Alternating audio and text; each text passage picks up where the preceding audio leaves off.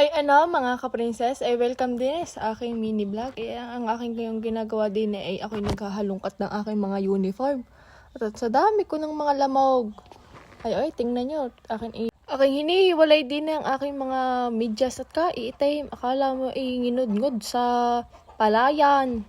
At ngayong umaga naman ay ako'y naglilinis ng aking mga higaan. Ay ko'y mamumura ng inay. At ako'y yan, ang aking ginagawa, ako'y pinapasingaw ko ang mga amoy sa aking kwarto. Siya nga naman. At ngayon, ang bubuksan natin ngayong bintana ay ang sasalas at nang masingaw-singaw nga naman ang amoy. At syempre, sabi ng mga katandaan, ibuksan daw lagi araw-araw ang bintana tuwing umaga. At maganda daw tuwing umaga ay nasisikatan ng ating loob ng bahay. At ang gagawin ko naman ngayon ay mag-aayos ng sopa. At tuwing araw ng Sabado ay itong aking ginagawa, paglilinis ng aming bahay. Kung pagkakadumi naman lagi ng aming bahay, pag nadaan ang Lunes hanggang Biyernes, inamay hindi naglilinis ang tao sa amin. Ay, kita nyo guys, ako'y nagpupuyod. At ako'y parang lalaban na sa bakbakan nito. Sa dami laging linisin tuwing Sabado. At pagkatapos ko namang mag-ayos ng sopa, di ako sasayaw. Ting.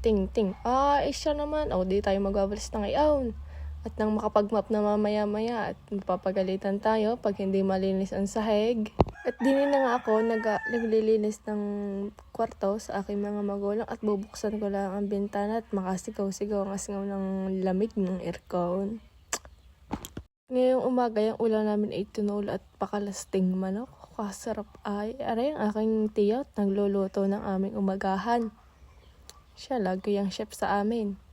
At ngayon, pinagtripan ko ang aking tita. Sabi ko, papatikman ko yung sabaw ng tinola at nilagyan ko ng asin. Ay, hinalo pa. Tuto namin ng asin at para hindi halata. Ngayon, dadalhin ko na sa aking tita at natunaw na ang asin. Ayun lamang, alam daw niya kung ano yun. Hindi ko na prank. Di sana ay ang mukha ay hindi maintindihan sa kung anong alat ang narito itong niluto ng aking tiya. At dahil ako'y tapos na magwalis, di ako'y magmamap na ng aming sahig at ng malinis-linis naman. Siya ganap-ganap na tao yan pag may video. Pag hindi naman, isa tamad din naman. At kailangan, kahit linis na ang ating buong bahay, kailangan linis din ang ating CR. At kailangan daw, nakikita daw sa loob ng CR ang kalinisan ng isang bahay. Hindi sa loob ng bahay. Gets nyo ka sinasabi ko? Di ngayon, hayahay na ulit ang aking buhay. Tapos na ako maglinis.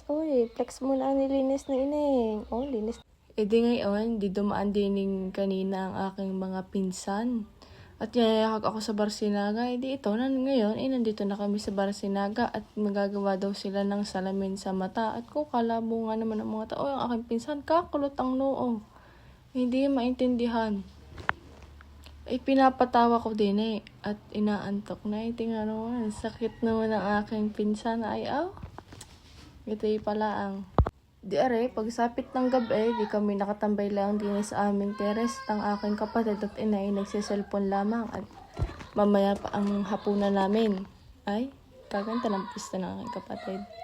Nakakain na ako diyan at nakapaghilamos at fresh na. Ngayon, ako'y mag-skincare muna. Pagkatapos, tapos na. Ako'y magpapahinga na lang muna. Yun lamang. Salamat sa panonood. Paalam!